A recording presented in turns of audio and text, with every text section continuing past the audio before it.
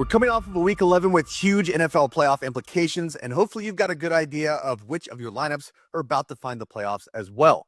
Today, we are continuing our moves to make series, 5 actions we need to look into making before week 12's kickoff. But before we dig in, head over to 4for4.com and use promo code YouTube to get yourself 25% off any subscription plan. By Jonathan Taylor. Anthony Richardson's first game back at the helm for Indianapolis was great for the real-life team, but not fantastic for running back Jonathan Taylor's stat line. Taylor's 6.5 half PPR points were his lowest mark of the season, while his 24 carries only netted him 57 yards, a 2.38 yard per carry mark, which was his lowest since week 16 of the 2023 season. With only 16.7% of his runs going for 5 or more yards, why am I suggesting we go buy in? Well, first of all, it seems like it could have just been a fluke game. Prior to week 11, Taylor had scored all 5 of his rushing touchdowns with Richardson in the lineup, notching 5.2 yards per attempt to a 4.4 yard per attempt mark with Joe Flacco. It's the rushing quarterback effect. If teams have to account for the quarterback, it typically leaves gaps a little wider in the process. There's also the impact of being forced to start 3 rookies along the offensive line. The Colts came into the game ranking 5th in the NFL in running back yards before contact at 2.09 per attempt, but Taylor was averaging only 0.67 yards before contact in week 11. If you have a manager in your league holding Jonathan Taylor who believes the return of Richardson is what knocked the running back down a couple of pegs, reach out and see if they're willing to move on. Taylor should still be considered a very strong high-end RB2 for the rest of the way. Add Roschon Johnson. It's been tough sledding for Roschon Johnson through the 2024 season, but in his first game in the Thomas Brown offense, we definitely got a glimmer of hope. Through the first 10 weeks of the season under offensive coordinator Shane Waldron, DeAndre Swift had a 65.8% snap rate, handling 57.8% of the team's carries, and had a 43.7% route participation. But in week 11, those numbers dropped to a 54.4% snap rate, 41.2% carry rate, and a 33.3% route participation, while notching 16 opportunities to Roschon Johnson's 11. This wouldn't be as significant for the number 2 option on the team if Khalil Herbert were still in town, but he's not, and in his stead, Travis Homer saw only 1 offensive snap last week. The 3.3 yards per carry that Johnson earned in week 11 were nothing spectacular, but 3 of those came from within the 10-yard line, one of which resulted in his 5th rushing touchdown of the season from the Packers 1.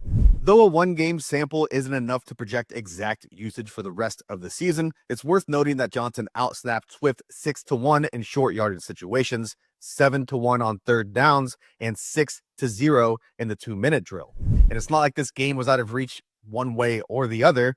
The Bears only lost by 1 point. It's fair to assume that the new-look Bears want to see what they have in Johnson after he has been off the field for huge swaths of time this season. If you are already loaded up on the handcuff-type running backs, or if you just don't believe in the Bears' offense ahead of your playoff run, use this opportunity to sell on DeAndre Swift, who could continue to lose out on some high-value touches and severely threaten his RB2 viability. Drop Diontae Johnson. The midseason boon for Diontae Johnson was certainly a relief for those of us who drafted the wide receiver back in August, but the dream is more than dead at this point. We had assumed that a drop in consistent production would come as Johnson switched from a Panther to a Ravens uniform, but it's been far worse than we imagined it would be. And the nail in the coffin came from his former team. The festivities kicked off last week when Steelers head coach Mike Tomlin dismissed the idea that facing Diontae was at all significant. Per Tomlin, quote, "He's not on a lot of their videos, so at this stage of the week, I don't know that I've weighed what he might mean to the matchup. They got more significant pieces with larger roles that are occupying my attention at this part of the week." Whether that comment seemed dismissive or harsh or not, he was certainly correct. Johnson was less involved than 6 of his fellow teammates, with his 2 targets falling to the ground on only 6 routes run. Those 6 routes actually matched his 3-game high since coming to Baltimore, leading to a 15.1% route participation rate. There's really no silver lining here. It's just about impossible to imagine when you trust him enough to start him, and he hasn't scored more than 2 fantasy points in a game since week 6.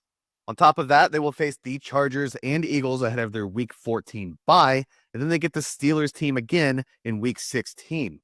The Ravens figure to get Derrick Henry more involved as the temperature drops, which only makes Johnson that much more forgettable. Buy Tony Pollard. It was a rough week 11 for the Titans, but honestly, it's been a rough couple of years for the Titans, so no surprise there. Tony Pollard in particular was a huge letdown in fantasy land as it took him 13 opportunities to accrue 29 total yards, scoring 3.9 half PPR points in the process. You would have been better off rolling the dice and clicking a random RB4.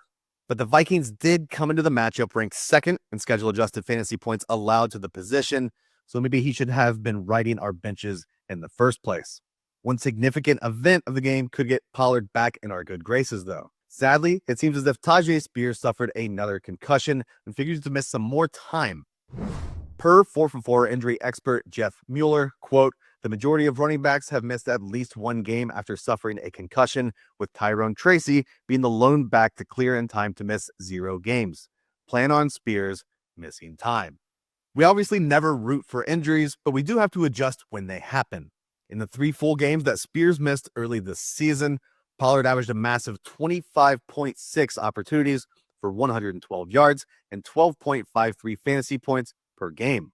A little touchdown equity there would have been nice, but the team scored only 14.6 points per game over that span with Mason Rudolph at the helm. The offense probably isn't going to explode under Will Levis anytime soon, but we'll still gladly take that kind of heightened usage out of an RB3. Pollard is a great target for teams needing a volume-based play in the short term. Drop Raheem Mostert. Mostert finds himself on the injury report once again, this time with a hip injury, and even without the day-to-day designation, it's probably time to cut ties. Just 1 week after logging 0 carries and what head coach Mike McDaniel blamed on the specific game plan, Mostert left week 11 before coming back later in the first half. All told, he logged 10 offensive snaps, which was 8 less than rookie Jalen Wright and 32 less than Devon Achane. There's no doubt that Mostert can provide a spark for this offense when he's fully healthy, but the Dolphins aren't doing a fantastic job of getting the ball to options behind Achane and Tyreek Hill.